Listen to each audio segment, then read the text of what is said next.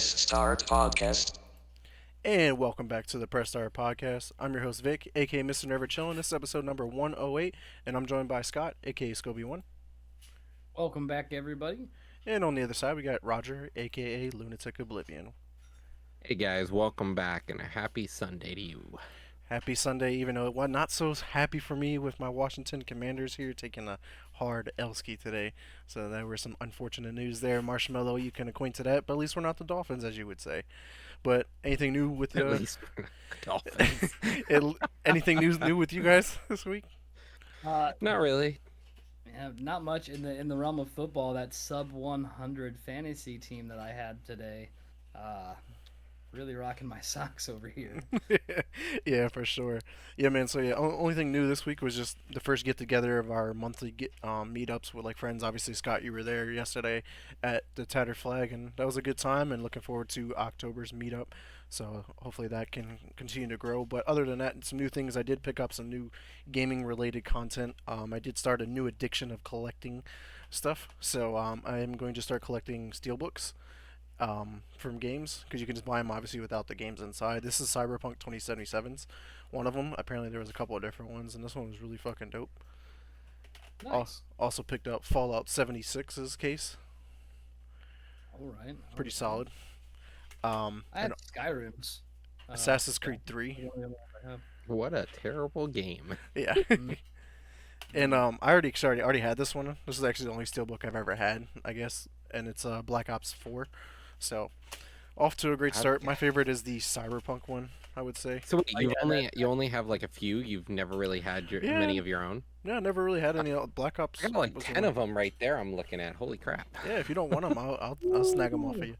But He just hit you with the humble brag. He was like, "Oh, that's it." What? He's like, "What? These things?" yeah, the These whole collection. things over here, I got 10 of them. Nothing. No big deal. Yeah, this library, No, but Zap, I recycled a bunch. I did convince the guy over at Play and Trade to sell them to me because he had like collects them like above the on top of the wall, and he's like, no, they're not really for sale, but I convinced him to sell his duplicate ones at least.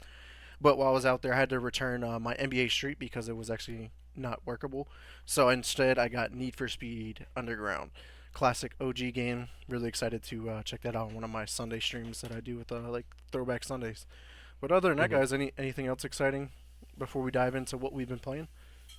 Not really. Nothing in the world of life itself. Just playing video games, man. And honestly, just this week had some good ones. Yeah, it sure did. So let's dive in though to what we all been playing this week, and actually let's just talk about some Starfield. Just any recaps. Scott, any more playthrough at all? Like, how much did you play here? I got like an extra hour into it. As you see from my list, I'm trying to just kind of round robin what I'm playing and trying to like divvy up my time there.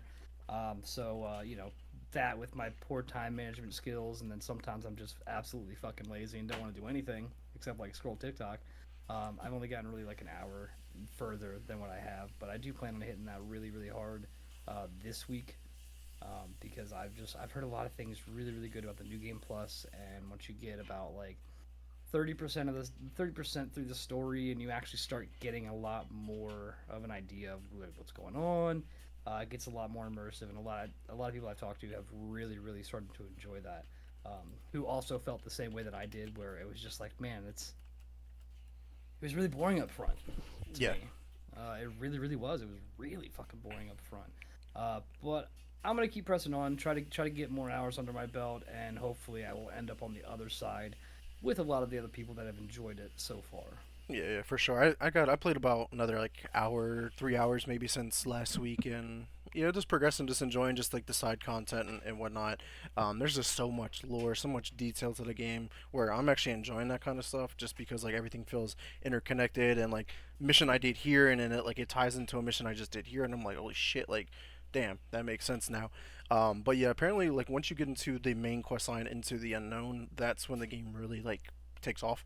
I assume that's when, not going to spoil it here, but that's where like one of the big part of the game happens, and from then on it Where you becomes get a lot of fun. superpowers? Yes, I was trying to avoid spoiling the Star Wars Force They abilities. literally that you did it get. in the directs. Every time we saw a direct, they're like, and then you get superpowers, and it's like, okay, cool.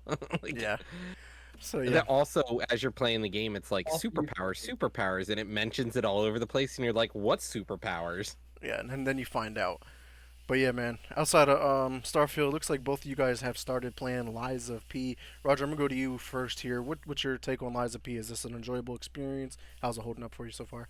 For a Souls-like not made by From Software, this game is honestly really good. I think it quite generally embodies the idea of what a Souls-like game should be without diverging too far from a Souls-like genre. Because many times we have games that are like, this is a Souls-like game, and you're like, is it?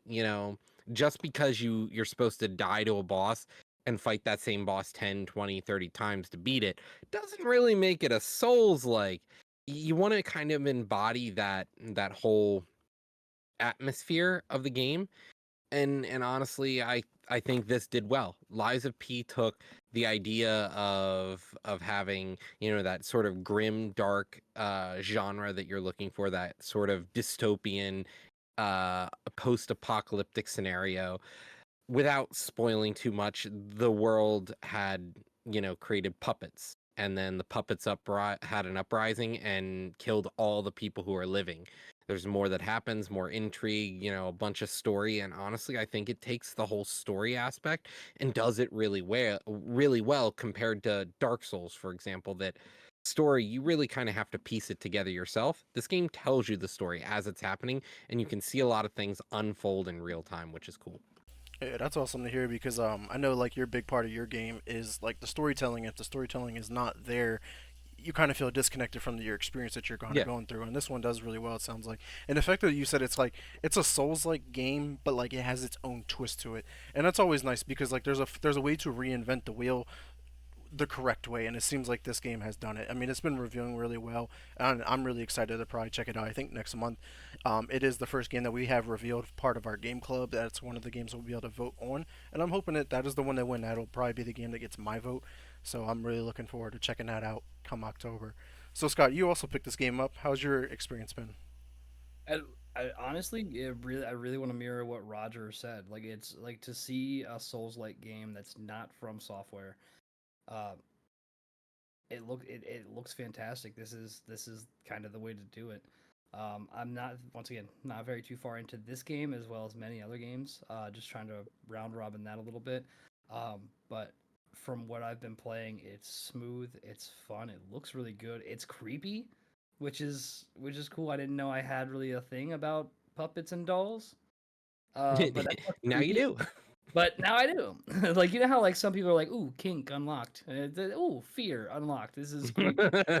It's like that uncanny valley where like something that's kind of human but like 100% not a human, and it just creeps you out. But it's fun. I've been having a good time with it, learning how to play it. It's really fluid in some of the movements and some of the combat. I know we got Philip for down here talking about like the one thing I want to talk about, like the perfect guard and like the guarding and the way you do all that stuff. It really feels good. I did spend more of my time during that game looking for my controller connector, my wireless one. But I did end up just swallowing and playing on the mouse and keyboard until I can find that, because I feel like this Oof. would be a lot smoother for me, like mechanically on the It is a controller. controller game. Uh, I can't do yeah, Dark Souls games it, without a controller, man. I That did is I just did I punishing. did I did Elden Ring on mouse and keyboard, and it hurt. I have a Um, friend who I did have all a three feeling Dark Souls on it, and it's like, why? Why would you do that? Like, why? Yeah, that's that's fucking brutal. brutal. That's absolutely fucking brutal. But yeah, I don't want to do what I did with Elden Ring and do that on mouse and keyboard. I would like for this to be on a controller so I can sit back, relax, really enjoy the graphics and the aesthetic. The game is very aesthetically pleasing for me. Hmm. It really, really is. Looks great. Looks dark. It's gloomy. It gives you that like apocalyptic, like post world feel, and it's just fun. I Yeah. think this, like, yeah, definitely something that like a lot of people knew was gonna be good, and a lot of people were really, really hyped for. And it's good to see that hope and hype was really well placed. Yeah, that's Yeah, dope. I don't think it's game of the year material, but it definitely is a category winner. Like it definitely is very good. It does what it does well, but it didn't do anything truly new for gaming. It just did Yeah, what it see, did, and it did it well. Yeah, and I I would. see it could run for like new game IP awards or like new like Yeah. something new. I think Yeah. it could definitely be in the run for that kind of award. And while I wouldn't say that it redefined a wheel, it redefined the wheel. It definitely refined that Yes, particular wheel. agreed. Perfect. It for sure. That's really the best way that I can kind of put it when you put Lies of P up against other games like it. It's they capitalized on everything they needed capitalized on. They didn't break anything that wasn't already broken. Didn't need Yeah. fixed. I agree. It also another thought of mine was that like it felt like playing Sekiro in many aspects, where you had a tool in one hand and your weapon in the other, as opposed to your typical Dark Souls, which is one main hand, one offhand, or two-handed. It definitely takes the vein of Sekiro, which I thought was an interesting combat style because you couldn't run around with a shield and just be like, I'm a bulwark, I'm just gonna tank stuff. It wasn't meant to be played that way. Now you Yeah, can build just straight strength and try to out tough some opponents, but good luck. yeah. You can try all you want. You can try in one hand and shit in the other and see which one fills up first. But yeah, the utilization aspect of the combat versus like it's good. I mean, it really is. So what did you go? I went balanced. I actually went full dex, the You full went full dex dex. build. Yeah, I really honestly was like, I am gonna play this like I play Dark Souls, and I typically play them as a spellcaster. So I'm like, I can't get hit. That is rule number one. You can't get hit. And this game's like, well, if you thought that was gonna happen, even if you block, you're just like, oh, I lost a good portion of my health with a block. Yeah, yeah. So Even that yeah, perfect blocks. it's one of those times where and then Philipper's on here as well. It's like he's talking. You can break the enemy's weapons with a lot of perfect blocks, but like, man, the perfect blocks. I mean, it makes you fear not blocking. Yes. And the one Fear. time you miss a perfect block, the enemy is like, well, since you're on the ground, I'm just gonna keep beating you to death. Yeah. Good Okay, luck. cool. Good luck getting the fuck back up because I'm not gonna let that happen. I had a You boss that took me from full health to zero because he knocks you down and then he just swings three or trap. four times while you're on the ground. And it's like, The just so you robot. know, I have a specific attack pattern just for you falling over. Cool. So it does sound like both you guys and our chat recommends Lies of P, so I'm really looking forward to that. But I do have a game to talk about where I do recommend a game that I did just recently beat and that I also gave a 9 out of 10. This is a solid game on Game Pass right now, and it is Solar Ash. Man, this game was everything I was hoping this game was going to be, from the movement to the gameplay loop to the aesthetics to the story to the curiosity. Like, everything was there. The reason why I didn't get a 10 out of 10, and this is going to be surprising, it was not long enough. The game itself was that good that I wanted to keep playing, but once you beat the game, there's no reason to play it again, so there was no like replay value to it. So like that's where it lost its point. But like if this game was longer, where I didn't need that replay value to it, this game could have been that 10 out of 10. Highly recommend going to play this game. Yeah, that means a lot coming from you. You're particularly hard on your game scaling. Where versus like maybe Roger and I are a little forgiving. You're pretty hard on that. So to see a 9.5 come out of there, and the only reason that it wasn't a 10 is because it wasn't long enough. I'm definitely gonna have to give it a shot. Yeah, I mean I beat this game in like 5 hours ish, give or take. Like it's a really quick game, honestly. Maybe like 6. And usually like I like those shorter games, but like this game was so good, I was like, man, like I need this to keep Mhm. going. Like I wanted to play more, but it's just like, and at the end, like you actually had some story-driven like choices to make as well, and you're like, damn, which one do I choose? And like I guess that would be the only replay values to see the other outcome Did at the end. did it only feel like those choices mattered at the end, or were they the whole game building up to that? Yeah, it just seemed like at the end, like nothing I did Mhm. leading up to the ending had a choice, but it's just like I felt like everything I was doing, Mhm. whatever everything I was doing to get to the end and then having to make that choice, it's like, do I do left or right? And the entire time I'm building towards left, and you get to the end and you're like, oh, but right Right. also sounds good. Uh, It's like, oh uh, shit. So yeah, so I definitely recommend that one. Go check that out there. Another game I did give a go on Game Pass was Party Animals. It's a recent drop. I played like 2 or 3 matches from this. This game is goofy. It is dumb, but it's fun. This is a game that I think that would be a lot of fun playing with other friends as well. It's kind of like this like it's.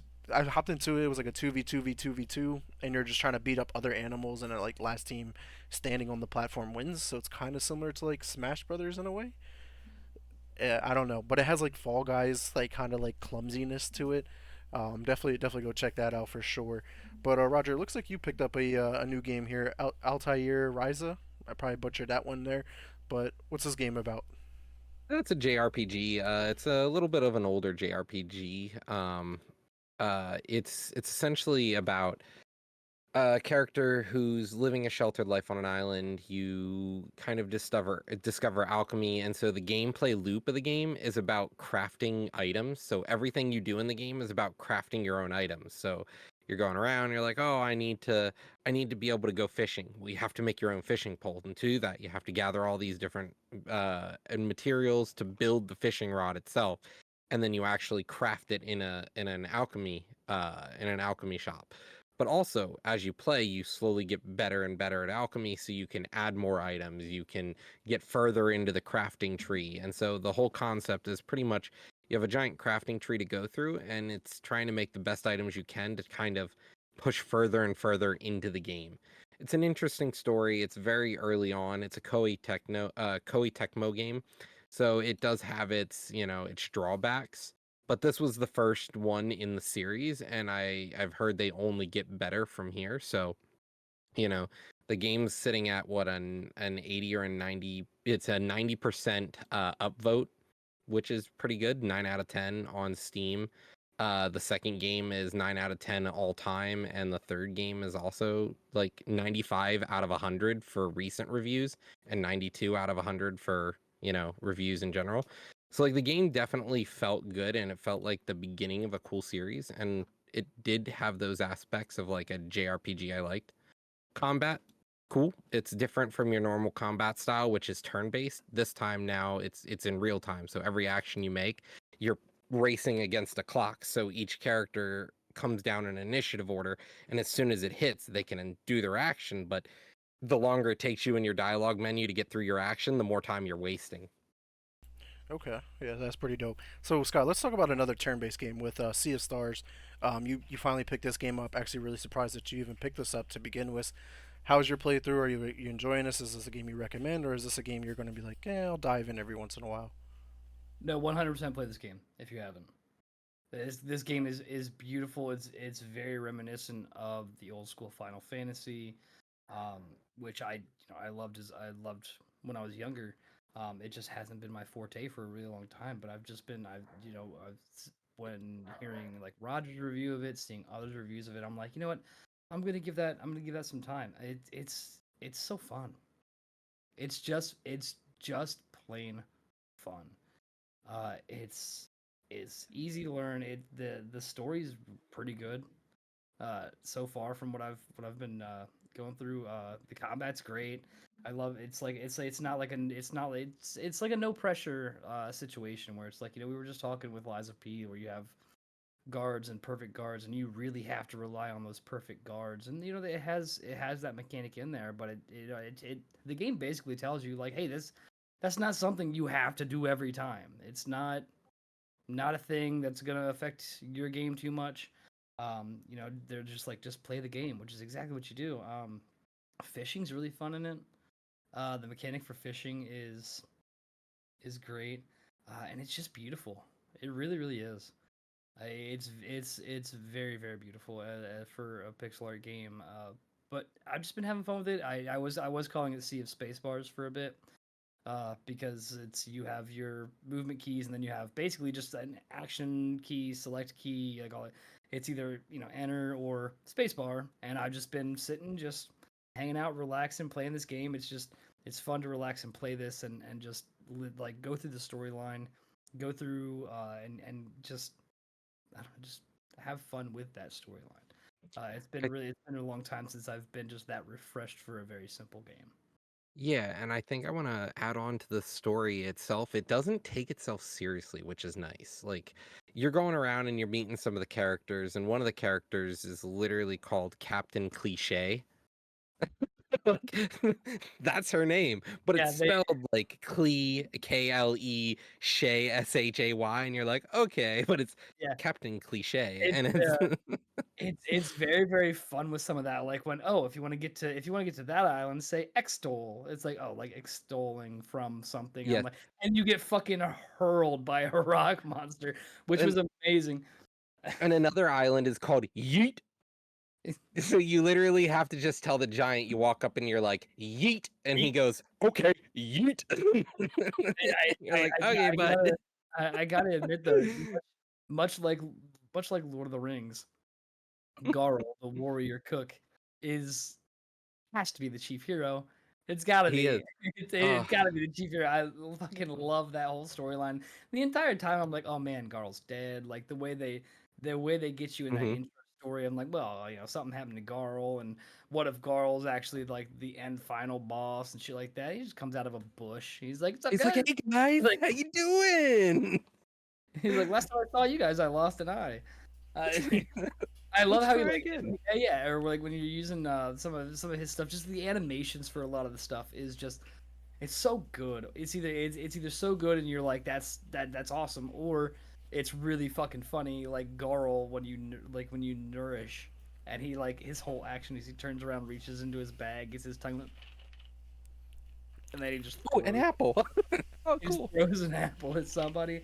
But I have to say the Moonerang is by far the coolest fucking attack in the entire game. Yeah. I'm sitting here. I think the highest I got was like 66 damage on something. I'm just sitting there like this, just slamming my space bar. It's so fun. It really is. And when you get the achievement, the game's like, whoa, whoa, whoa, you got it too many times. All right. It literally stops you. It has a cap, and you can cap out on some of the abilities that are time-based abilities, and they're like, Mhm. congratulations, here's your achievement. Don't do that anymore because that's not how this is supposed to happen. I saw the achievement pop up when it's like, oh, bounce the boomerang off of like it was like 20, like it was like 25 or like 30 sometimes, and I was like, cool, Cool. why not? Thanks. Like, absolutely. It's just really fun. I'm really, really enjoying it. I would have to say, of all the games I'm playing right now, this one is just the most fun. Hey, that's It definitely just dope to doesn't hear. take itself seriously, and so many games lately are just like, I have to be the best game ever, and this one's just like, yo, we're Play just it, fucking yeah, We're enjoy about. just the You game. here. enjoying this? Have Yeah, fun? Yeah. it really is. It's just that fun. It's just pure. You don't have to worry about really anything. You just play the fucking game. It's so fun. I would 100% recommend this. Perfect. So enough of what we've been playing. Let's move on to the upcoming game releases.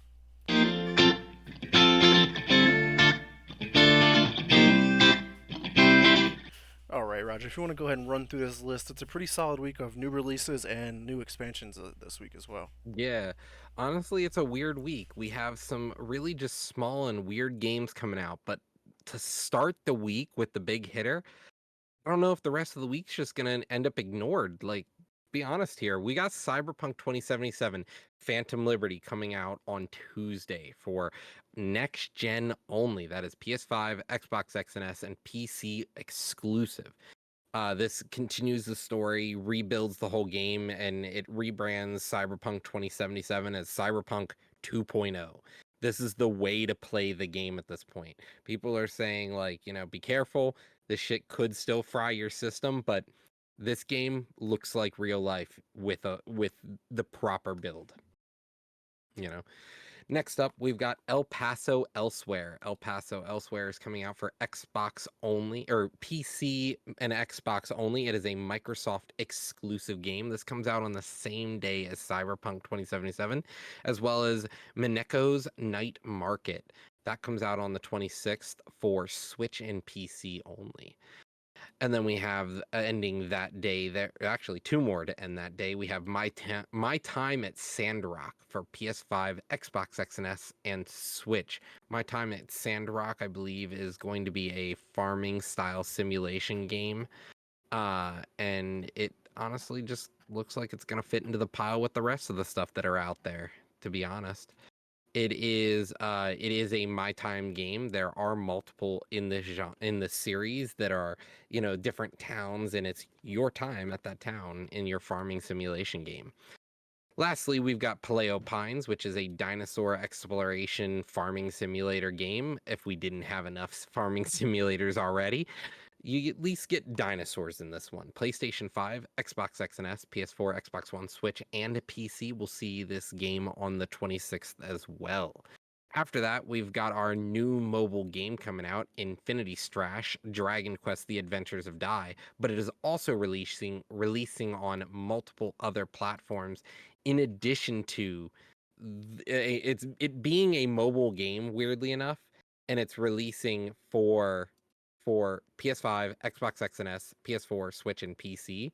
The gameplay loop, from what I understand here, looks almost like a mobile game you would find on your phone, which is interesting. Then after that, we have Sonic Frontiers getting its first expansion, The Final Horizon. This comes out on the 28th for all systems that it was already on. And then we have Cocoon. Cocoon is a new indie puzzle game. It comes out on the Xbox X and S, Switch, Xbox One, and PC. So this one will not be coming to PlayStation at all, it looks like. Yeah, Game But Pass it will day be one. on the Switch Game and Pass. Game Pass day one. Yes, sir. So it honestly, it reminded me a lot of Fez, which was a classic sort of puzzle game that we had back in 2012, 2010, I think, somewhere in the 2010 range.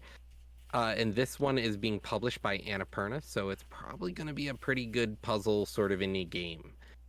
And then we have another iOS game, another mobile style game, an iOS game called Cypher 007 coming out. It is a reimaging of the spy genre of game, but a top-down action explorer where you play as a 007 style character. And it is only coming out for iOS, which is interesting. So this is made by Tilting Point, and I believe this is their first game. I believe so, yeah. Yeah. And this so is going this into is Apple Arcade day one. So it's similar to like how Game Pass works. Yep. So this is kind of that whole new the mobile market starting up its first party exclusive games. Yeah. Exactly And what I was then talking about last week. Or Yeah. whatever week it was, with how like Gearbox could be bought out by Apple and throw Borderland games right into Apple Arcade. You know, it just makes sense. And then the last game to drop on Friday is EA's new reimaging of soccer, football, whatever you wish to call it. It was called EA FIFA. Sports. Yes. Well, it was FIFA. Yeah. It's the new reimaging of soccer, brought to you by EA Sports FC 24. PlayStation 5, Xbox X and S, PS4, Xbox One, Switch, and PC will see that on Friday. So are you guys, let's just get straight to the meat of the week. Are you guys getting Phantom Liberty? Are you going to pay for it day one? You going to wait a few weeks? What you doing? I'm waiting. Waiting? I got a lot on my plate right now, but I know that CD Projekt Red has put a lot into Cyberpunk to begin with, and I know with the initial release, they got a lot of flack. And once again, I've said it 18 times here on this podcast. I think it was because they had to play to that lowest common denominator of previous gens. Yeah, and honestly, I think the first episode you were here, we talked about Cyberpunk. Yeah, and I think that focusing only on next gen consoles is really gonna be a big help for them there, because they can focus on just that. Hopefully it's gonna play right. The story's gonna be fantastic. I think this is gonna be another chance for Cyberpunk 2077 to really get the laurels that it deserved. I think there was so much flack because of the last gen, and once they take care of that, get that out of the way, focus on next gen only, I could really see this going high. However, year one spitting twice shy. If things are bad once, they might be bad again. So sometimes you just want to wait and play it a little bit like conservative, play close to the chest, and just kind of wait and see. I don't think it'll be very long before this is a purchase. Yeah, so as for my take on Cyberpunk 2077 Phantom Liberty, I'm super fucking pumped to play this shit. They do recommend starting over from scratch, which I already Yep. planned on doing anyway because I wanted to start like a new beginning as opposed because I did like Street Rat or whatever, and I think I want to do like Corporal or Nomad the next Did time you? around. Who finished the game? I did. I beat it. I love the Okay. game. And but with Phantom Liberty though, apparently there's a new separate ending now that Yes. obviously you go through the Phantom Liberty content by the time you get to the end game of it, it's going to be a whole new ending to it as well, and that's awesome to fucking see how they're tying it all in, and it kind of makes sense to go back to play it. And apparently with 2.0, like there's a lot of tie-ins to like Edge Runners, the TV show. Like you could see a lot of the Hmm. characters that are in that show in the game now. So that's really fucking dope. But yeah, just Cyberpunk 2077 2.0 in general, which is a free update to everybody, is like a brand new fucking game. Like the game, what Yeah. 2.0 is how the game should have been at release, like set and done.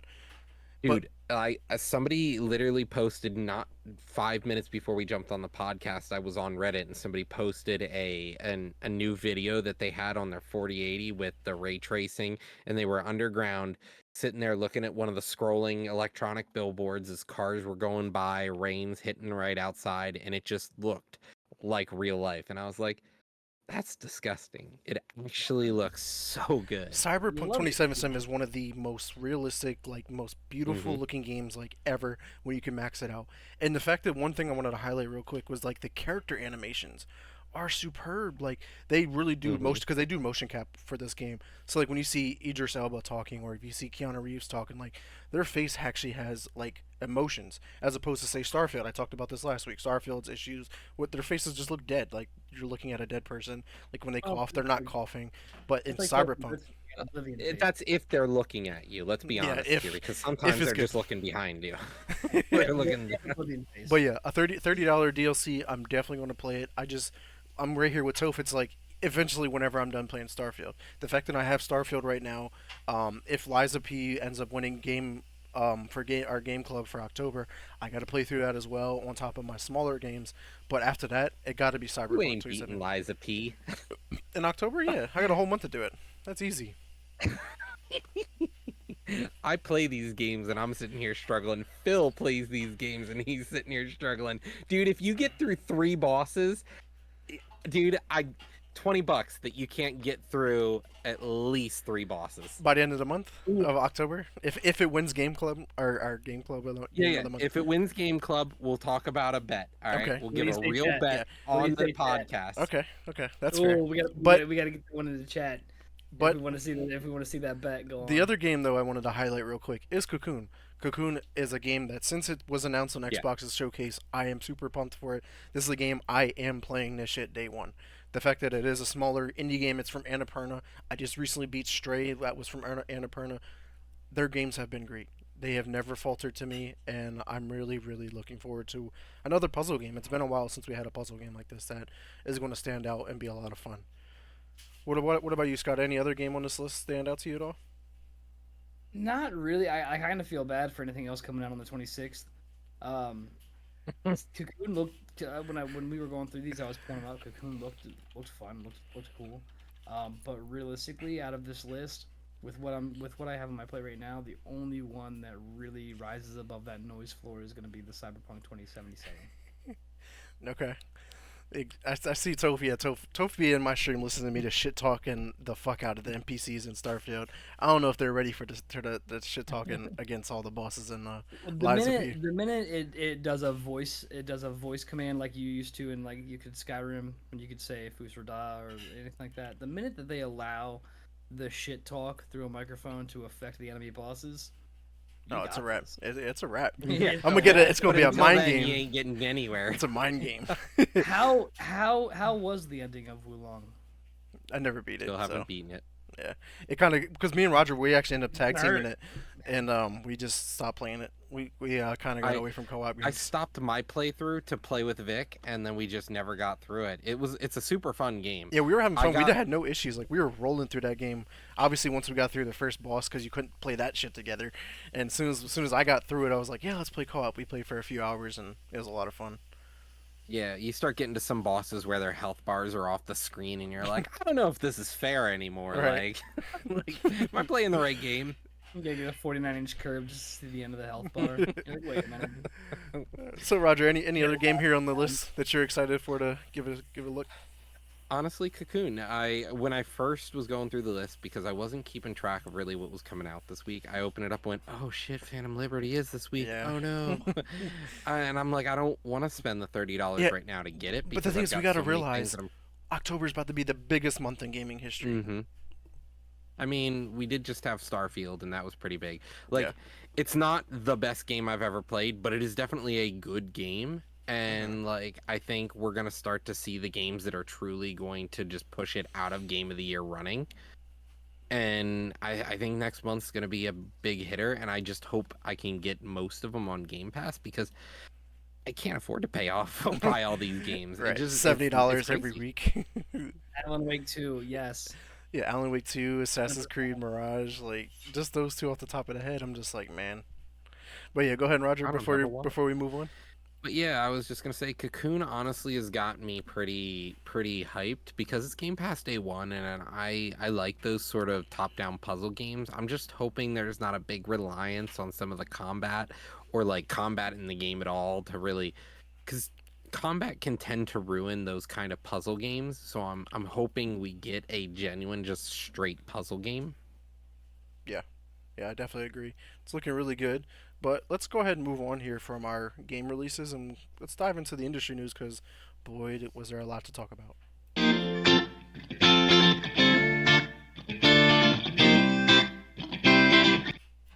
All right, so I'm gonna kick it off here with Xbox. Xbox had two massive topics to talk about, and we'll just get right to the Activision Blizzard deal update. It has officially been approved via the CMA, but this was just a preliminary approval. The final approval is hoped to be done by October 18th, so we do got another 2 or 3 weeks, and then the deal can just move on, and then we can stop talking about it. And then we can talk about, hey guys, Game Pass day one, all Call of Duty titles, all every other title that That Activision ain't Blizzard owns. happening. Not probably not for a couple of years, I think. They want to make money, dude. That's one of those things that they're like, I'm just gonna keep selling that, especially with it going to the moon in price. Yeah, we'll see. But yeah, man. Outside of that deal, the deal update, there was a massive leak that happened over this past week, and it's all due to the Activision Blizzard deal with some court documents that was not redacted properly. Link that led to a plethora of content. So let's kind of run through a little bit of it here. First off, a new cylinder discless Xbox Series X is apparently coming out in 2024, and I'm gonna try and get it up here on screen so you guys can check it out. Um, have you guys checked out what it looks like yet, Roger and Scott? No. I saw it, Yeah. So let me just get it up only here. preliminary viewing of it. Yeah. So this is what it kind of looks like here. It's a cylinder base. Kind of looks like more like a wireless router. hmm Kind of looks like my It Verizon honestly Finest looks one. like one of my old Western Digital external network hard drives I had. Yeah, Uh, it looks like a NAS. Yeah, Just a little like it's all. It looks like it looks like a NAS, like just a big fucking piece that just sits there, doesn't do anything. Right. And apparently this has like a 2 terabyte option, which is pretty dope, especially with the games getting bigger and bigger. This is a all digital version, so a diskless. But the idea is they're going to be doing the PlayStation route of they'll sell you that disc drive separately if you want it. Yeah, that's if you want to play them games on a disc, but otherwise you can buy it digitally and play them that way. But yeah, so that was the first part of the breaking news. The other thing is Bethesda's Games Studios has their release schedule was also leaked. So I'm gonna get that also up here on screen, and we'll kind of run through a bunch of these because basically these ones have already come out. But some interesting parts here is like the Indiana Jones games right around the corner, but the Oblivion remastered. I know you guys both probably had played these back in the day, and are you guys excited for like an Oblivion remastered? I never really got to play it that much. I know that Marshmallow out there is a huge fan of Oblivion. That was one of his favorite games back in the day. And honestly, I want to give it a try because I never truly did much more than the first little bit of the game. Yeah, Okay. honestly, Oblivion was. I mean, all of the Elder Scrolls games have been good, but Oblivion and then like before Skyrim, obviously, like Oblivion was like it was that game. Like Oblivion was massive. It was so good. It was fantastic. The storylines, like the side stories, everything like that. I would love to see the remaster. The only problem is this is the game that kind of broke or destroyed gaming for all of us. Horse armor. Do you have to Yeah. repay for the horse armor? Please tell me no. Yeah, probably not. Hopefully not, right? Well, But it's included if you get the pre-sale. So I mean, who knows? But no, I absolutely Oblivion was huge. I love Oblivion. Oblivion was so good. It was only topped by Skyrim. And- In my book, that was it. Like the only game that could beat that was Skyrim. The Dark Brotherhood quest line was one of the best quest lines in any game that I have played, okay. and the story was absolutely fantastic. So also here on the list is Elder Scrolls Online is getting another expansion outside of the Necrom one that is coming up here soon. But also Starfield's DLC is apparently on the way, and this is big because they got to keep adding content for this game. If this game is supposed to be that next generational game, that's going to be around just as long as Skyrim was. You got to have the DLC. You got to have the mod support. It has to have more content, and really excited for that. But moving on to some more exciting here is Doom Year Zero and DLC is on the way. Apparently, this is supposed to be like a prequel to the Doom series. That's what it sounds like to me, being the fact that it's called Year Zero. That's the only way I could take it. But did you guys play the recent Doom 2016 and Doom Eternal? I played both. Are they good? I haven't played them yet. I know that they're highly Doom recommended. 2018 was really good, and I've said it multiple times on this podcast every time we talk about it. It's one of those games where I feel like I'm that meme, the British TV meme, like, are we the baddies? Like, I show up in hell, and I'm just, like, ripping dudes' faces in half, and I'm like, am I the bad guy? Like, I feel like the villain. You feel like I'm the nightmare. I'm the one. I'm the one who comes. I'm the one that they tell their kids about to Like- make sure that they act good for Christmas. Like, the fact that you kill something and, like, other enemies start running, I'm like, oh my god, I am the bad guy. And it was a really fun game. I think Eternal didn't live up as well as 2018 did, but it definitely was still an interesting game. And I think it did well to kind of mirror the original Doom experience. I just hope Year Zero is more closer to the Doom 2018, because Eternal felt like it was made to be a speedrunners game and not like an actual cinematic fun game. It felt like every level was designed so that you would speed run through it. Okay. So next up here is Elder Scrolls Online is getting another expansion. There's a bunch Every of year. projects. Yeah, every year there's an expansion. There are new projects in the work as well. So you got Kestrel and Platinum, and then they're also getting expansions. But interesting enough, you got Elder Scrolls 6, which we already know was announced. You got a licensed IP game, which a lot of people are alluding to. It could be like Star Wars or Marvel as well. But the big one here, I think, is Fallout 3 getting a remaster, because like that's one of the OGs, classic game. First time Fallout became a first-person shooter. First time it was, I believe, it was on console, if I'm not mistaken. Like that'll be Yes. pretty big. And I Fallout 3 was a game that I did miss, and I tried going back to it. And I'm like, I don't know, man. Like this game just feels really, really, really outdated at this point. There were Oh, and like you're stepping back in time. Right. That's Yeah. yeah. I know. you jumped into a time capsule, and that time capsule had a lot of good content, but you had to look past some of the issues that it had, like the dialogue, the writing. That was some of the best writing I think I've ever seen in a Bethesda game. You walk in at one point, and some dude, you meet a scientist, you're talking to him, and he goes, yeah, they asked if I had a degree in theoretical physics, and I said I had a theoretical degree in physics, and they said you're hired. That's crazy. Like, yeah. So I'm really It's looking gonna forward be- to checking this out then. If they can bring, if like when they bring that up, and if it just looks and feels like it should now today, fucking fantastic. Honestly, we're gonna spend the next couple months playing older games when that comes out. For Like, sure. that'll be it. And other ones here is Ghostwire Tokyo, I guess, did really well enough that Tingle Gameworks will be working on a sequel to that, along with Dishonored 3 is apparently in the works. And on top of that, we were talking about Doom's Year Zero. It's getting DLC, so a lot of their games are going to be getting DLCs as well. So that was the next part there that we had of the leak. Let's see what else, because there was some other news that came out with this stuff as well. well, let's not forget you skipped the first item about Bethesda on the list, and that is Oh, yeah. Elder Scrolls 6 will be a Microsoft exclusive. That is only Microsoft consoles and PC will be seeing that game. Microsoft Master Race.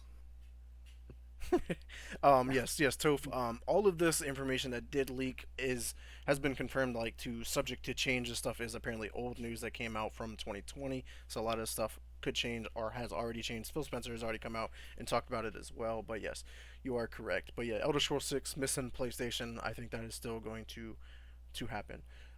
But speaking of Phil Spencer, back in the email from 2020, he showed interest in acquiring Nintendo, and the reason why he wanted to acquire Nintendo wasn't for, I guess, a lot of the good reasons I think that could be for this acquisition, but this could be a career-defining move that he wanted to make. Roger, I know you had a lot to say about this one here. Yeah, I thought, and we kind of agreed on this when we were talking about it when I first posted this. Like when I was talking about this, you were like, "Oh yeah, you know, I don't agree with this acquisition either if they were to do this." And I was like, I agree. And this is where I'm starting to stand, feel like my tinfoil hat comes off a little bit here, and it's like, well, yeah, they're going for Activision Blizzard. But what's next? What if they threw actual Microsoft money and not just Microsoft Gaming, Microsoft money? They could buy anything. They're huge. So like if they bought Nintendo, the market would literally collapse in on itself. We would literally have just China versus everywhere else for gaming. PlayStation wouldn't be a thing anymore. They wouldn't be able to compete. With Nintendo gone, we're looking at what happens to all these Nintendo titles. What's going to happen with Game Pass? Are we truly going to get an experience that's good for players anymore? And it's one of those things where you kind of have to have, it can't be a one-on-one scenario.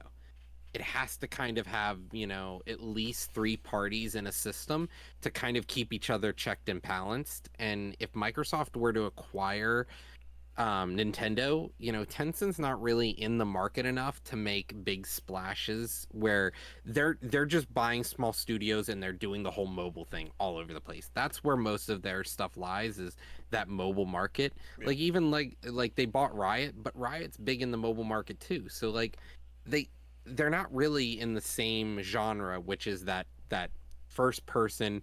You've got, or first party, not first person, first party platform. You built your own console, you design your games for your console, and then sometimes you release it to the other consoles. Tencent's not there with a console, but if we lost the Nintendo sort of like, without Nintendo, I feel like there wouldn't be innovation in the market, and like we've seen the good things Nintendo has done, like with the Wii U, it flopped. But Nintendo, the CEO literally took the money for the flop out of his paycheck and he said, this was my decision at the end of the day. I'm not going to take it out on my staff. I will pay the price for this mistake.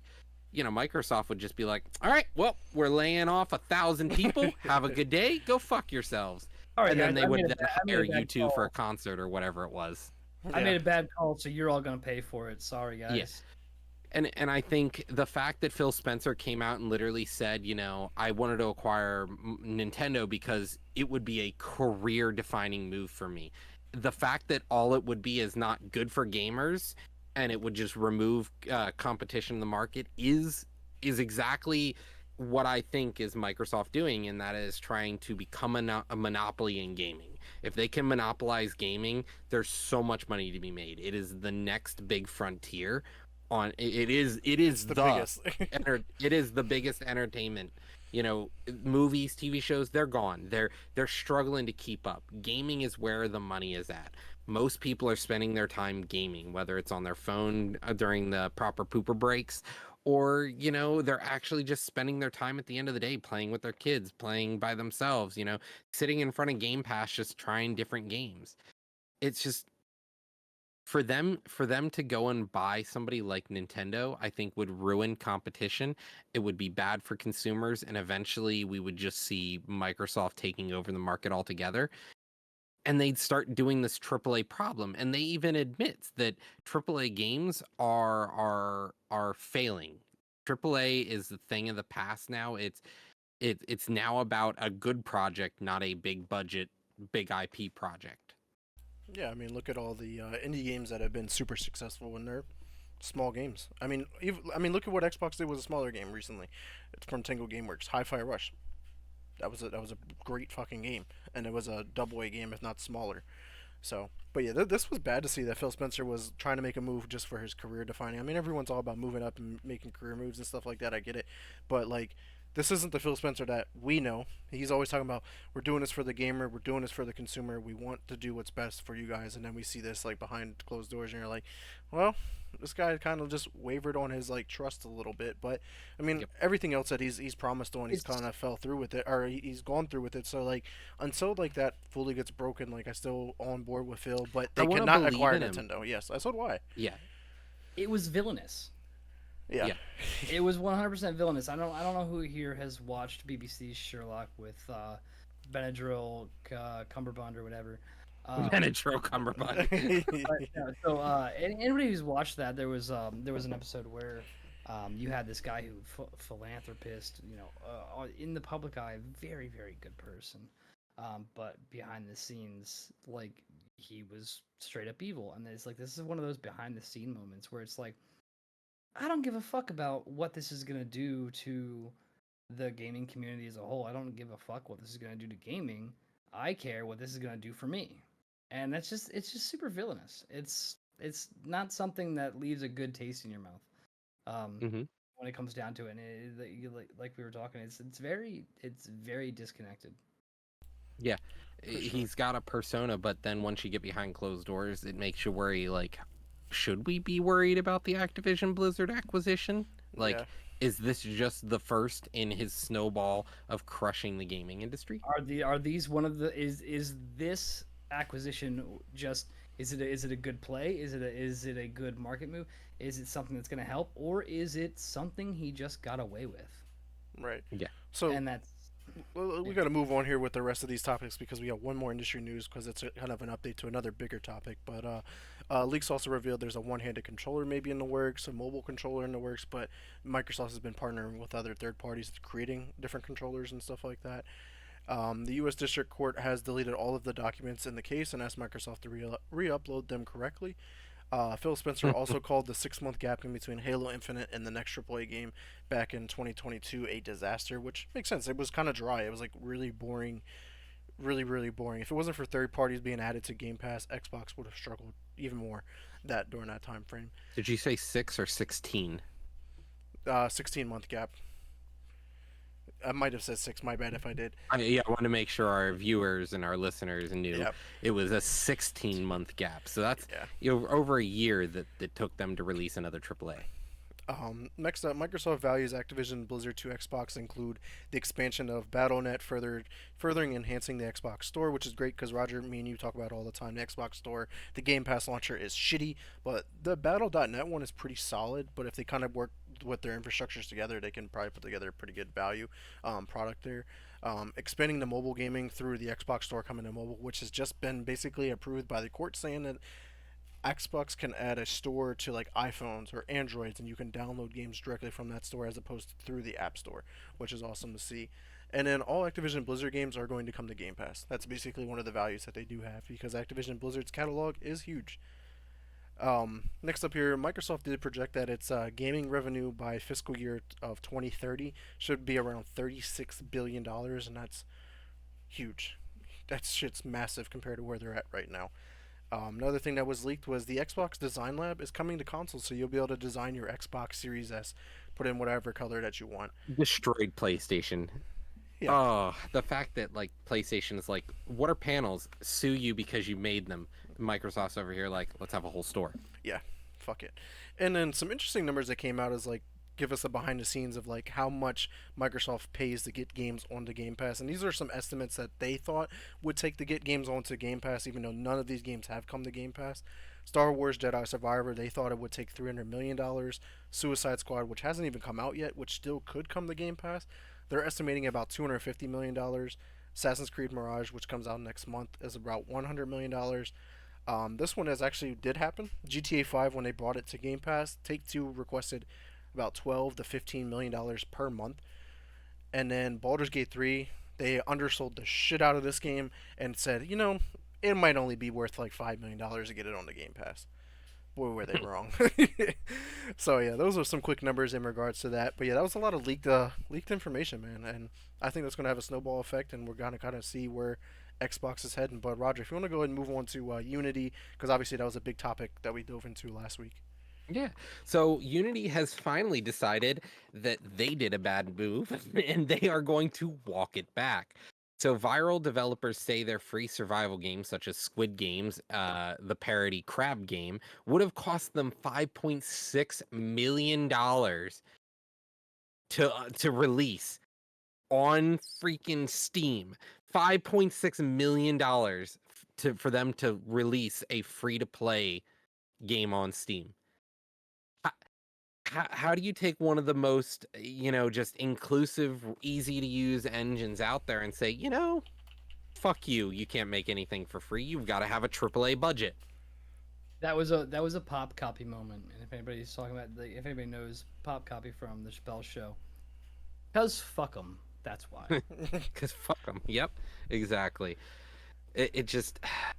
And then, so Terraria's developer, Relogic, had thrown $100,000 to two emerging game engines, an additional $1,000 a month, in an effort to help open source engines compete with Unity to help get rid of this application from the market, because they built their games, with these engines, with these easy to use engines. Terraria, a small indie game that made millions, started from nothing. And the thing is, like, if you can't even get your game off the ground because of the install footprint costing you money, like it's crazy. So Unity has then officially apologized, as much as that's worth, for their controversial changes and said they'll walk them back. And interesting part with Terraria, they didn't necessarily even use Unity. They used it for like some Yeah. small applications within their game. Yeah. But they like use Microsoft's XNA framework and written in C. Yep. C hashtag. C sharp. Okay. C sharp. C sharp is an open source language that Microsoft runs off of. It's pretty much, even your whole OS uses C sharp now. That's what PowerShell is built in, which is your bread and butter used for admin work. So like, they hand built their engine, but what I was getting at though is like, they're all about that indie lifestyle, the ability to build and design your own game and put it out there. And so Terraria was like, well, if even a small indie developer like Crab Games couldn't get their game out there because it would have cost them $5.6 million, like how can you even build a game anymore if it takes that much? Yeah. Well, if they didn't have monetization in mind, they're idiots. Yeah, exactly. You have to have, like, building a game without monetization in mind is stupid, is what the CEO. Well, let's also talk about the CEO for 2 seconds here. The CEO of Unity. Does anyone know who he is? I mean, we talked about him last week. He was part of EA at some point. He's the father. Yeah. Of all time. Yeah. He's the father of the idea of cash shops and like the idea of microtransactions. He was the guy who invented them at EA and was like, sell it, it'll work, it's the best decision ever. Right. Remember last week you covered where he was like entertaining the idea of charging $1 per reload that you would do in Battlefield, like mind-blowing kind of shit. Yeah. And we were talking about some of his insider trading. He's one of the greatest stock athletes of all time. Yeah. Insider trading Hall of Fame. It's like Nancy Pelosi. You got a couple congressmen, some senators, and then this guy. This guy's like, guys, watch how I can tank our entire Unity stock and buy it all back. Yeah, I already sold it for plus like 70%. So let me tank that shit, buy it back, and just rinse and repeat. Yeah, exactly. And it's nuts. Alright guys, that's enough of our industry news because man, we got some fucking gaming news to get into now. So let's go ahead and move on to that.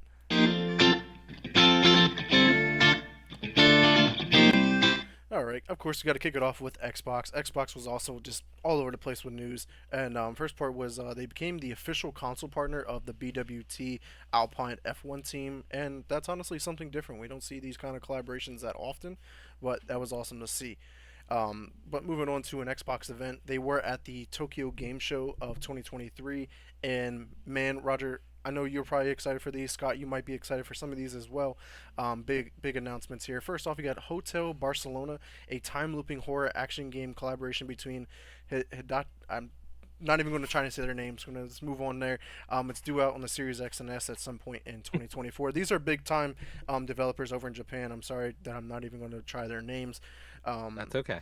But next up here was Octopath Traveler 2 is coming to Xbox finally. It's been on every other platform since day one, and now it's coming to Xbox. Just another collaboration that Xbox is partnering up with Square Enix to bring that game over.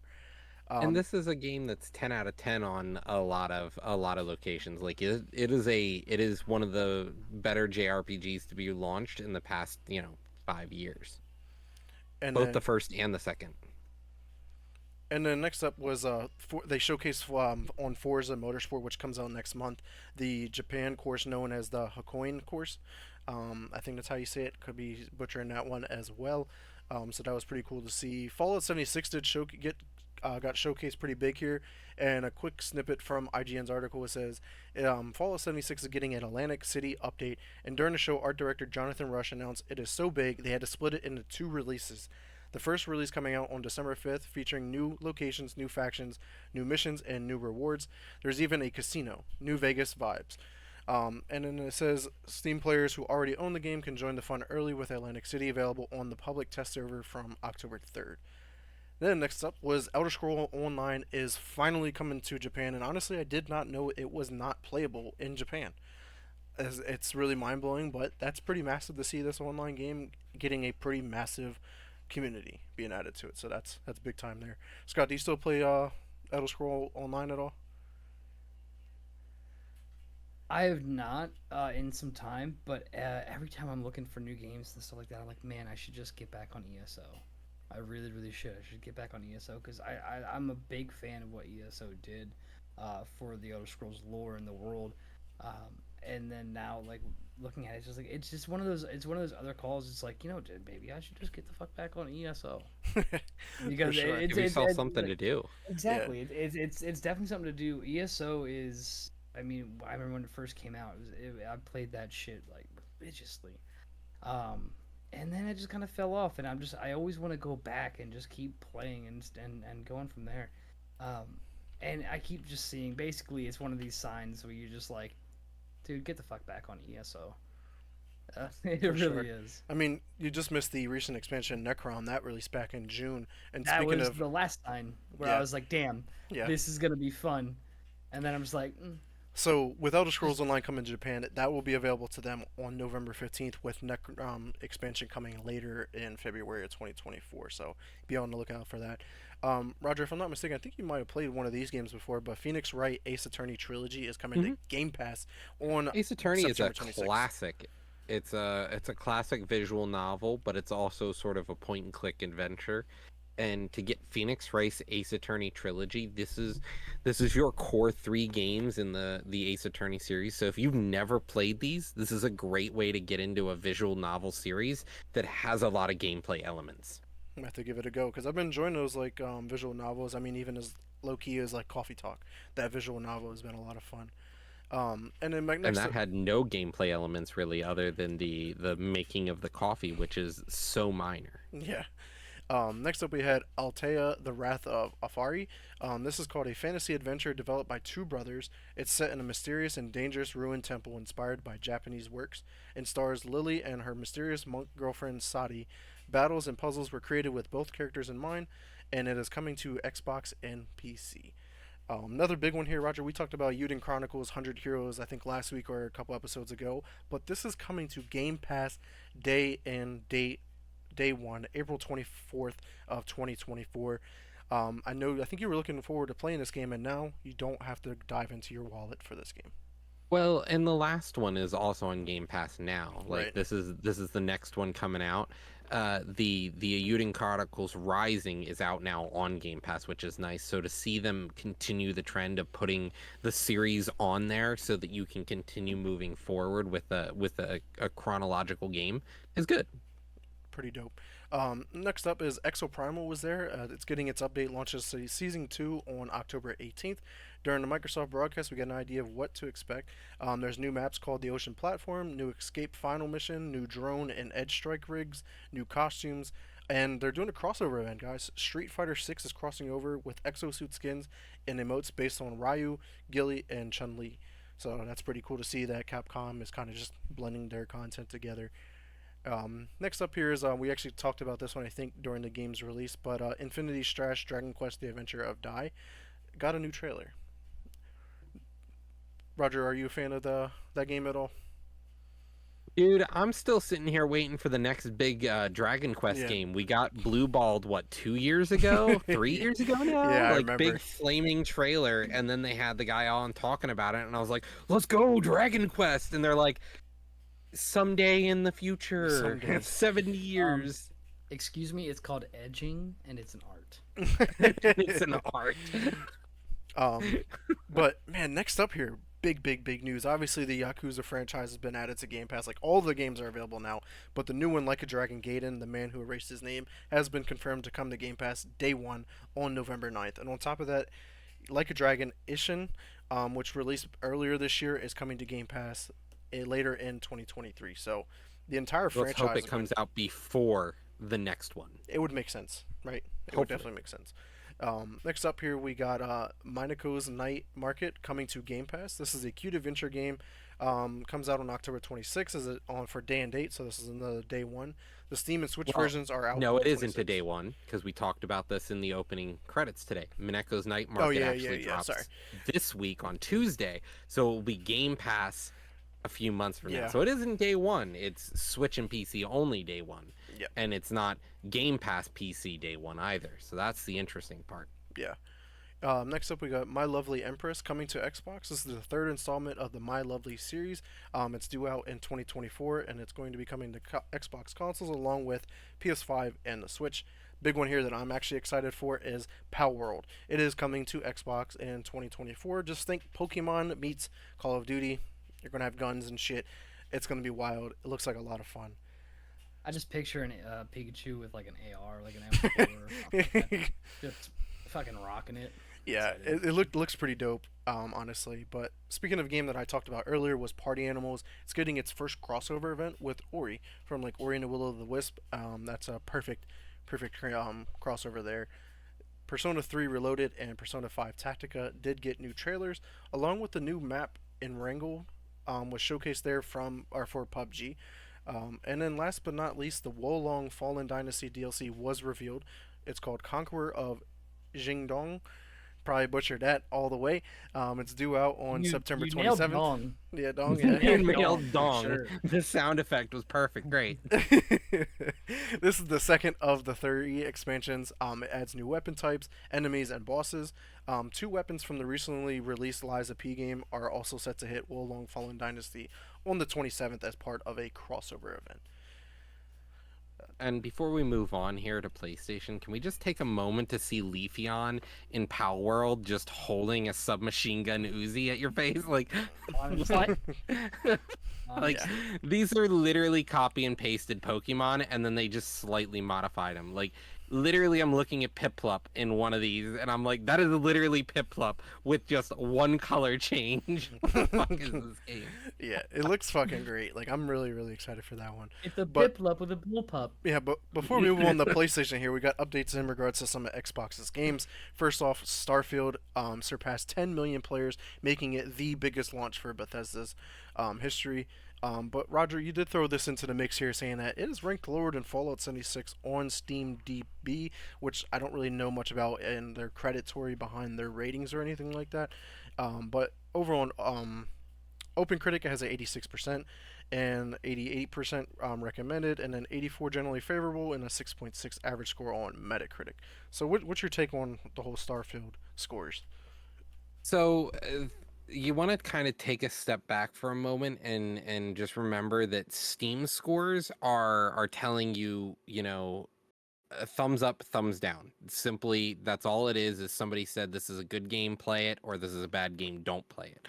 And so on Steam is one of the biggest markets, and it's pretty much the way to play it if you have mods. If you don't have mods, you play it on Game Pass. But if you do have mods, you kind of have to play it on Steam for that big help with the support for modding.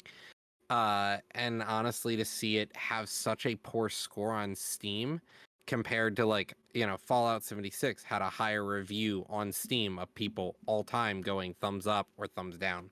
and that included the disastrous launch of Fallout 76, because those reviews are still there.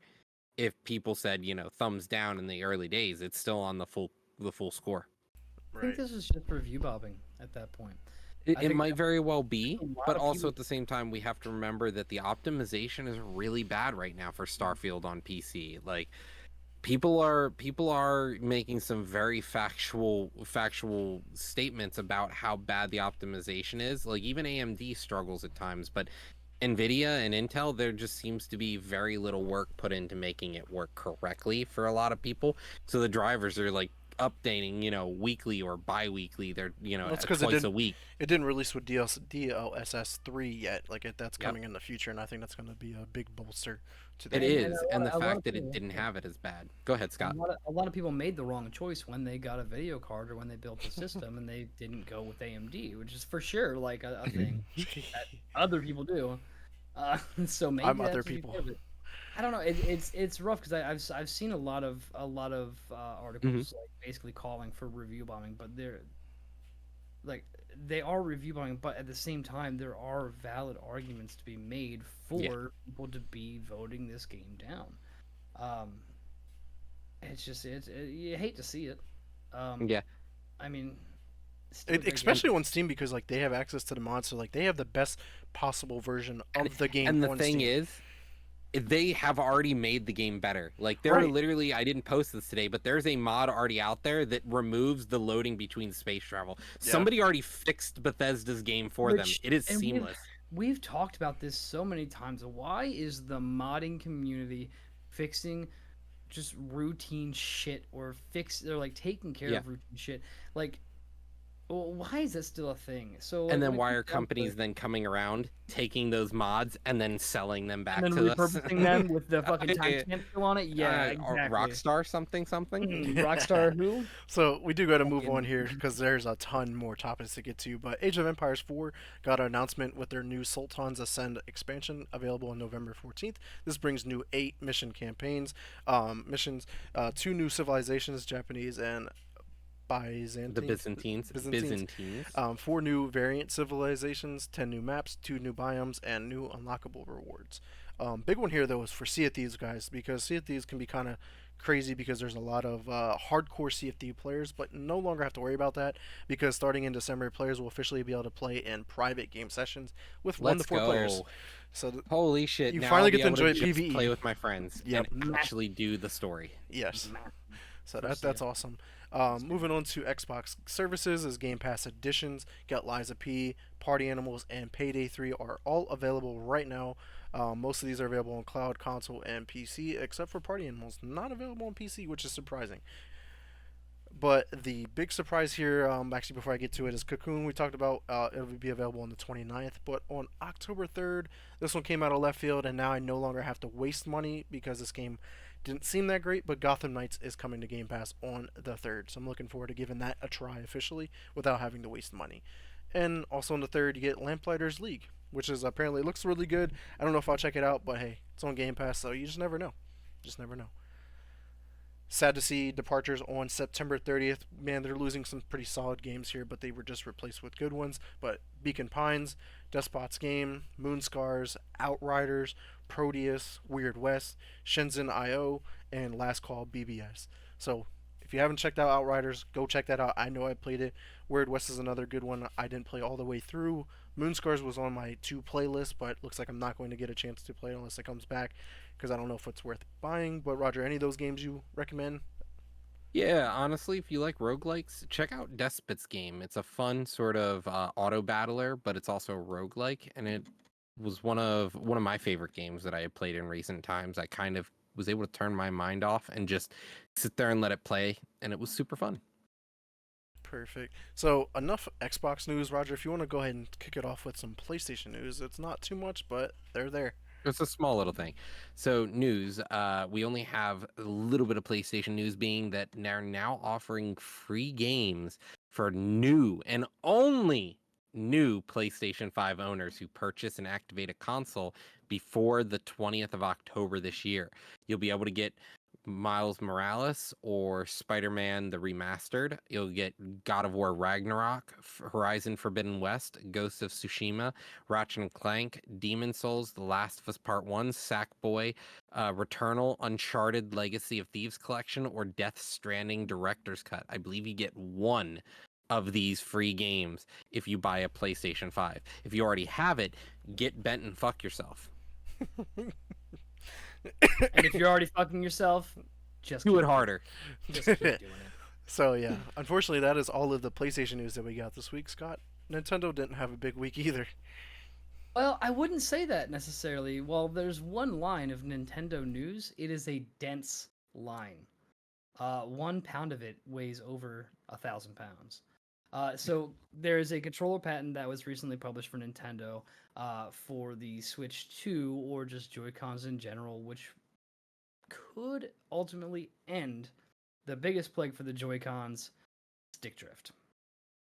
So when we're looking into that, we have the video game accessibility consultant Laura Kate Dale actually linked a patent on the artist formerly known as Twitter, saying that the new controller design seems to include magnetic analog sticks. Now, if anybody's familiar with the magnetic analog sticks and what it is, it's called the Hall effect.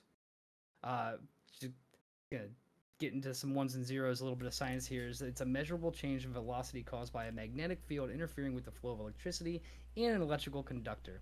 Essentially, what will happen is this will eliminate the false inputs that have been happening on the Joy-Cons, allowing for the stick drift. So, if this is what they're working on for the Switch 2, that's already massive.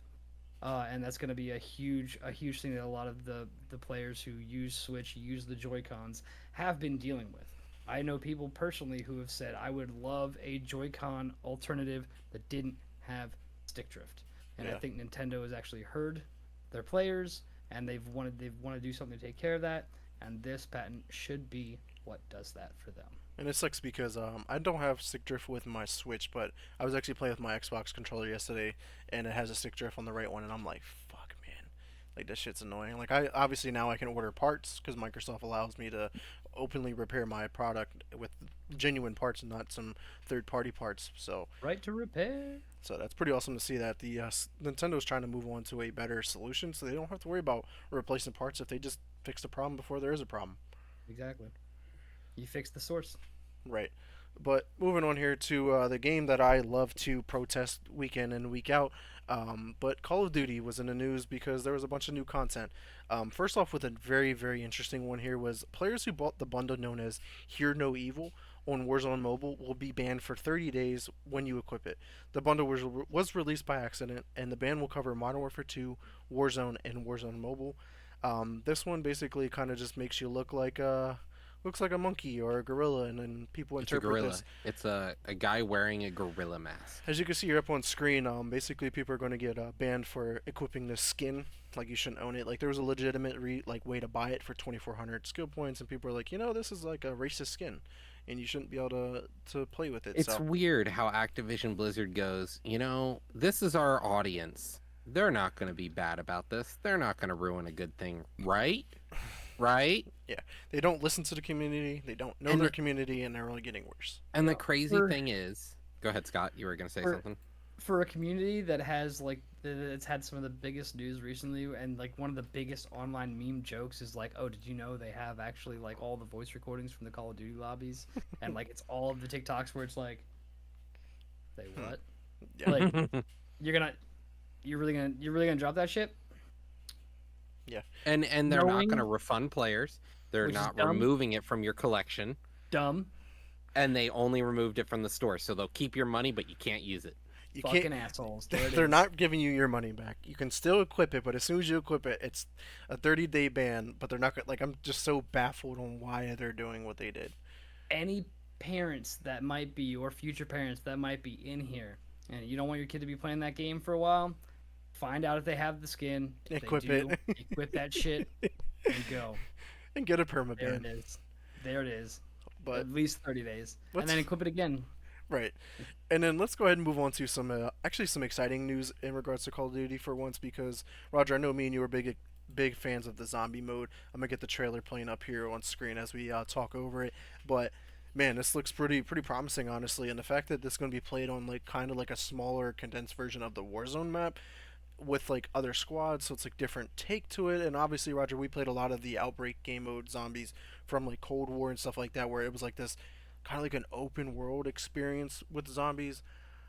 This cinematic didn't show any gameplay, but it has me kind of excited, and it kind of fills in a lot of the blanks on where were some of these players at. Like Soap. Soap didn't appear back in COD 2019, and apparently he was all fighting the zombies during that time. And the fact that he's going to be tying into, like, a lot of the storyline will be tied into the Cold War zombies storyline as well, which is pretty fucking dope. Roger, does this gameplay or cinematic get you excited for the game mode? Well, as I've said in our chat, yes, it does, and it makes me excited because it looks like it's going to be a cinematic based zombies experience, and as long as it continues to have that underlying story that you can beat the actual mission, and I don't have to just sit there on the railing and with my friend in his M240 and just sit there and spray down the fucking steps until I run out of ammo, then yeah, I'm excited for this. I'm excited to actually be able to play a zombies game again that has a story, has a way to beat it, has an actual experience that ties to the next or the last. Right, and I love how they like kind of go to show like how the zombie virus now exists again. Like this villain goes in here and finds the vials, and he eventually throws it at these people that are trying to prevent them from doing this, and it turns everybody that's like basically dead already into a zombie. And So, by those people, you mean the police? yeah, the police. I don't know. They seem pretty fucking aggressive for being just Well, the no, police. No, like- that's about It's the police, yeah. That's pretty that's par for the course.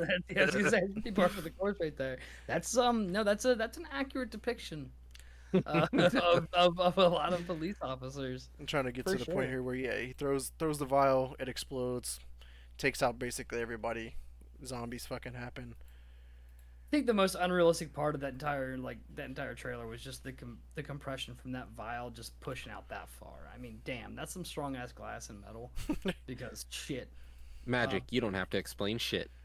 Yeah, exactly. It's 100%. Well, how'd that happen? Magic. Oh, that tracks. Cool. No, this trailer is 100% like 100% tickle in the pants. Definitely gets you hyped, and I can't wait to see how it comes out and how it plays. And like Roger said, having that storyline that you can beat and you can actually go through, complete the zombies Right. portion. I mean, Right, That's and not too obviously we talk about some of the details that did leak from zombies. Is like you kind of hop in like DMZ and you can collect shit, and then when you load back in, instead of having to find Juggernog, you already have that perk. You already found it, and you can consume it or whatever, and like being able to stash some shit and like having a purpose, like building off of what Transit did. Remember back in the day, Transit had a bank that you can deposit your money into, and then like the next game that you played, you can withdraw Yeah. that money out of. Like you were prepping your next game by depositing money. Like this is taking that to a whole nother level. Yeah, honestly, I'm really excited. I just hope they do it well, and Yeah. that's gonna be the thing. Because the last zombies game we got was just a shitty thing. Yeah, for sure. So let me run through the Modern Warfare 2 Season 6. This launches on the 27th. Warzone is getting Operation Nightmares a go. This comes mid-season. This basically brings back like the haunting, like the zombies and the ghosts and all that kind of stuff. Zombie Royale, Lockdown returns, stuff like that. The maps go dark. It's no longer daytime. But for multiplayer, you're getting two core maps, two gunfight maps at launch. La Casa, Coral Village. Coral Village is a reimagining of a 2005 multiplayer map from COD 2, which is interesting. And then King, which is a gunfight map, is a fan favorite map from Modern Warfare 2019. And then also the last one is Fight. Two haunting map reskins. El Asilo gets celebrates Dia de Muertos, and Embassy Dia de becomes los Muertos. yeah. Embassy becomes the site of a bloody zombie attack. And then for the weapons, you get the TR-76 Geist, which is like a bullpup rifle, looks like the TAR-21 from back in the day. ISO-9 is returning from Modern Warfare 2019. SMG. You get dual KAMAS, which are like Siths, or like scythes, I should say. And then the Doom chainsaw is coming, like from the game that we were talking about earlier. Doom, the chainsaw is coming, but it's only going to be available via a bundle, which is very interesting. New operators, man, they went all out for these operators. You get Al Simmons, Spawn, a creepy clown, Violator, Disruptor, Soul Crusher, Gaia, which looks like Groot basically, and Inaris and Lilith from Diablo, Skeletor, Ash Williams, Alucard, and Doom, which doesn't have the Doom guy, which is interesting. It's really just like a shotgun in the chainsaw, and that's it. And you're like, what about Doom guy? That'd be pretty dope to play as, but fuck it. I Then think it's interesting that we're getting Alucard, which is a sort of anime crossover here. right That's from that's Helsing or awesome. whatever. hmm Or Um, Castlevania, depends yeah, on which Alucard you get. right. Well, they said it's from Helsing. Okay, so But I'm gonna skip over the last part about the haunting. It kind of just describes like what it is, what's going to be going on. I already kind of said there's nighttime versions of both of the battle royale maps. So Roger, if you want to go ahead and move on here to our actually we already kind of covered that. So Scott, if you want to go ahead and move on to our next topic here. Yeah, absolutely, no problem. Let me go ahead and get over here to chat. So, Ascent Studios, is the developer that just did Immortals of Avium, they actually are hit with a 45% layoff for their team. So when you start looking at some of the stuff, you start realizing that Immortals of Avium actually came out to not really a great reception. I know we had talked about it here when it was about to be released, and it looked fun. It looked great. I don't know if either of you guys had gotten on it. I personally had not. And so really, obviously it was our fault. well, Uh, the thing is, like, it didn't come to like any of the different platforms to be able to play it day one. You had to buy it. The game was what, it sixty was dollars on launch. It's a it new was IP. it was not very smooth when it came out. There was a lot of reports of the game actually really struggling to run smoothly to begin with. And I think at that point, so the tracking SteamDB did report there was a like 67 concurrent players when some of these articles came out. I mean, that's Yeah, and that's it's an that's EA game, atrocious. so That those numbers are atrocious. yeah. So while a lot of people really did have a lot to say about that, like most people are just kind of like, hey, this It is a was a tough very mixed decision, but reviewed game, honestly. Like yeah, 7 out of 10 on Steam, 8 out of 10 on IGN. Like Metacritic has it at a 70. OpenCritic has it at a 72. But looking at some of the reviews, like Eurogamer gave it a 2 out of 5. IGN, like I said, 8 out of 10. Game Informer 8 out of 10. GameSpot 5 out of 10. Like they're pretty much like, where the fuck does this game lie? In the, yeah, and I think it came down to kind of the niche of the people that wanted to like the niche that wanted to play it. yeah, Yeah. It's just one of those games where it's like a cult classic movie, not for everybody. And maybe here in like a year or so, if it's still around, I mean, people will maybe just that they'll have their hardcore hmm fan base, and that might be it. So some sad news coming out of there because I know there was a lot of hope coming out of that Yeah. game, and like you said, like some of the initial reviews were great, yeah. but a lot of people were just unable to play it. It wasn't what they had hoped, and unfortunately, that led to about 45% of their staff getting laid off for that. But moving on from there, we have another studios. We have Striking Distance Studios. These are the developers behind the Callisto Protocol. It's actually losing its co-founder Glenn Schofield, Mhm. who was behind the Dead Space and a lot of the Call of Duty titles, so that he can go look to pursue some new opportunities. So it's a sad loss, but being the name behind a lot of that stuff. It's always exciting. One of those kind of like bittersweets where it's interesting. You're interested to see what comes next, and Right. that's the big great I question. was really surprised to see this because like It's I he's one of the wasn't. he's the I like wa- one of the founders that come. He's like, man, we're gonna create this new studio. We're gonna go back to the roots and build a game that I know how to build. Oh, the game flops. See you guys. Like, Well, where's the and loyalty that's at? exactly what I was gonna say. I was gonna say we went from one flop to another in our articles, and that's I think it. He went, let's do this. We're gonna make this awesome game, but like I think they focused on all the wrong things. They were like Dead Space broke the internet because it was such a violent, gory, crazy, horrific experience, and they were like, what if we do all that but just focus on gore? Callisto Protocol, Yeah. and that's the problem. They tried to recreate something that already did it better. He wanted to try to recreate his sort of his Mona Lisa. Yeah. And when you At the start doing same that, time you as the start Mona focusing Lisa on, was re-released itself. yeah. Yeah. And if you start And you focusing on like just shock value, and Yeah. you don't give a shit about much else, like you're not gonna get that.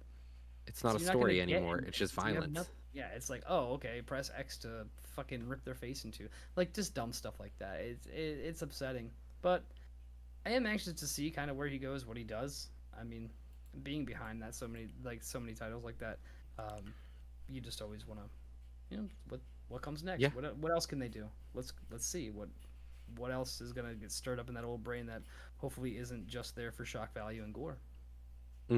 And it goes to show video games aren't about the shock value and gore. I think that's the takeaway here. Players don't just want gratuitous violence. We want an experience. And if the experience is literally just throwing people into a wood chipper, I'll watch Fargo. There it is. Yeah.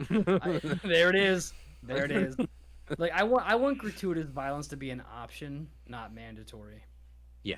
You make it an option, I'll probably pick it. But if you make it the only option, not You're gonna fun. get tired of it. Yeah. You're gonna get tired of it. If that's your focus, that's where you're going to lose your audience. But But speaking let's of talk gore and about shock gratuitous. value, Yeah, let's talk about gratuitous violence and shock value. Thank you, Scobie. Exactly what I was saying. He threw the lob and he dunked it. Oh, Man. Mortal Kombat 1, baby. Let's talk about how fans are losing their mind over how bad the $70 Switch version of the game is. Like, I forgot this dropped. Like, I literally forgot this came out. and they have every right to be pissed. Oh my god, this game looks horrible. Like like looking at it, like if Vic pull up Yeah, I the got one it. the side by side of the guy's face pulling off the glass. Yeah, it's like There it what is. the fuck happened? It's like, Mom, I want to play Mortal Kombat 1. He's like, we have Mortal Kombat 1 at home. One at home. This is what they got. Yeah.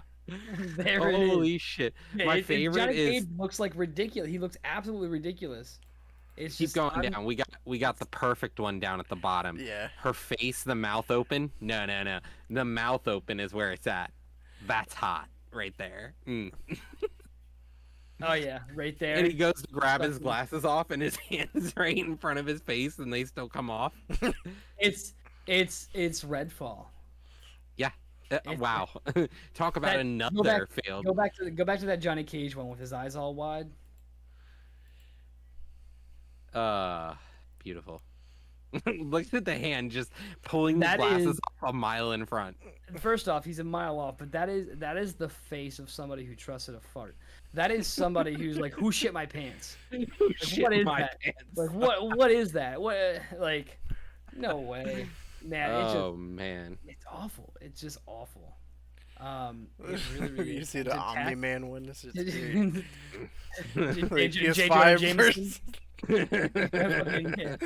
Oh man. He doesn't want to fight in Mortal Kombat. He wants pictures of Spider-Man. It's awful. It's just terrible. And It's to so see bad. a 70, they just Look at this one. $70. They went back to the Absolutely original Mortal outrageous. Kombat 1, and they were like, it looks just fine. Yeah, it's that picture from Mr. Deeds where you had. I love this one I here. forget his name, and his eyes are this way, and he's like, looks fine to me. This is a great representation of what the game Exactly, is. that's 100%. Let's talk about another dumpster fire besides Mortal Kombat 1. Evil Dead the game. They've decided that they are done working on this game. It flopped, it failed, let's put it in the closet and forget it happened, because they canceled the Switch version and any future content. They will keep the servers up for the foreseeable future. Yeah, So whatever that until means. Tuesday. Right. Fiscal year. Yeah. All right, let's go ahead and round out our gaming news here. Ubisoft was back. They appointed a new executive producer known as Julian Garrity. Garrity. He's going to be the Division brand executive producer, and he has confirmed that Division 3 is in development. So hopefully it's good. Hopefully these other ones come out are going to be pretty solid. Hopefully like we Heartland learned and our stuff. lessons from Division 1 and 2. Yeah, and maybe just a shakeup with leadership could lead it down a good path there. So Maybe. time will only tell. But let's go ahead and move on to our leaks and rumors of the week.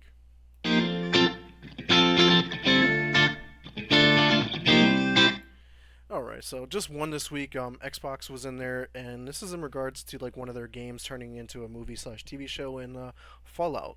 We knew the TV show was in the works, but the teaser trailer has leaked for the upcoming Amazon series. I can't play it here on screen, but definitely go check that out if you can.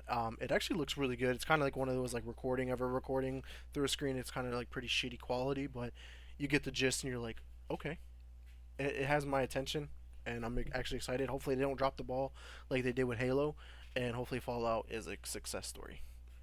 But Yeah. I could see it being really really good if they just stick with the fucking source material. And the thing is, there's so much they can do. There are literally tons of areas that are just untouched. But if they choose any location that has already been touched, Vegas, if they touch Washington D.C., if they touch any of West these Virginia now. locations, fuck, we're Right. fucked. yeah, Absolutely. I agree. But guys, that's all of the news, leaks, rumors, all that we got this week. So we do want to thank everyone who did come by and check us out live here on Twitch, and anyone who checks us out later on YouTube, Spotify, and Apple Podcasts. But Roger, where can the community find you at? Well, right now I haven't really been streaming, so you can catch me here. But if I start streaming again, it'll be at lunatic_oblivion, twitch.tv. And what about you, Scott? Me or Roy Rogers says again. Yeah, I don't really stream. I did for a little bit, but yeah, I fucked around, said why not, and then but maybe I will. Maybe I'll just get a wild bug on my ass, and if that happens, you can find it at twitch.tv/Scoby1. Other than that, find me here in Discord or on the Twitch at Scoby1, and my BattleNet Scoby1 11780 or Instagram Scoby1. And of course, everyone, you can check me at Twitter or X at Mr. Never Chillin _. Threads is at Mr. Never Chillin. Xbox is X Never Space Chillin. You want a party game? Hit me up there. Facebook is Vic Brubacher for any questions, concerns, or if you even want to come on the show, slide in the DMs there. And I stream over on my Twitch at twitch.tv/Mr. Never Chillin, where I'm currently playing Starfield and soon to be some new games. So I can't really getting really excited for our game club. So make sure you come join the Shoot to Win Discord there. But we do want to thank everyone again. And until next time, peace.